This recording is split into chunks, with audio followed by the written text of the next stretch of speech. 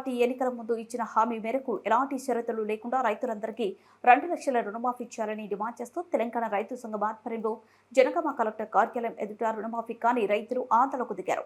అనంతరం తెలంగాణ రైతు సంఘం నాయకులు మాట్లాడుతూ రాష్ట్ర వ్యాప్తంగా 47 లక్షల మంది రైతులకు 31,000 కోట్ల రుణమాఫీ చేస్తామని చెప్పిన కాంగ్రెస్ పార్టీ ఇప్పుడు కేవలం 22 లక్షల మంది రైతులకు 17,000 కోట్లు కేటాయించి 40% మాత్రమే రుణమాఫీ చేశారని ఆరోపించారు. రుణమాఫీ విషయంలో కాంగ్రెస్ ప్రభుత్వానికి చిత్తశుద్ధి లేదని ఒకే విడతలో రుణమాఫీ చేస్తామని ప్రకటించిన కాంగ్రెస్ పార్టీ 3 విడతలుగా రుణమాఫీ చేసినప్పటికీ వాళ్ళు చెప్పిన దాంట్లో సగం మంది రైతులకు కూడా రుణమాఫీ జరగలేదన్నారు. ఇప్పటికై నా ఇచ్చిన మాట ప్రకారం ఎలాంటి షరతులు లేకుండా అర్హులైన ప్రతి రైతుకు 2 లక్షల రుణమాఫీ చేయాలని డిమాండ్ చేశారు. నమస్కారం. తెలంగాణ రైతు సంఘం జనగామ జిల్లా కమిటీ ఆధ్వర్యంలో జనగామ జిల్లా కేంద్రంలో కలెక్టర్ గారి కార్యాలయం ముందు నిరసన కార్యక్రమం చేపట్టడం జరిగింది. మరి కాంగ్రెస్ ప్రభుత్వం అధికారంలోకి వచ్చే ముందు రైతులకు సంబంధించినటువంటి పంట రుణాలన్నింటినీ కూడా మాఫ్ చేస్తామని చెప్పడం జరిగింది.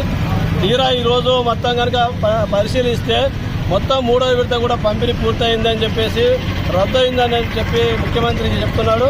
కానీ తెలంగాణ రాష్ట్రంలో కనుక పరిశీలిస్తే కేవలం 40% మంది రైతులకే రుణమాఫీ అయింది. మేము కూడా గత వారం నుంచి గ్రామాల్లో పర్యటనలు చేయడం జరిగింది. తెలంగాణ రైతు సంఘంగా చాలా గ్రామాల్లో 200 నుంచి 300, కొన్ని గ్రామాల్లో 400 వరకు కూడా రుణమాఫీ కానటువంటి పరిస్థితి ఉంది.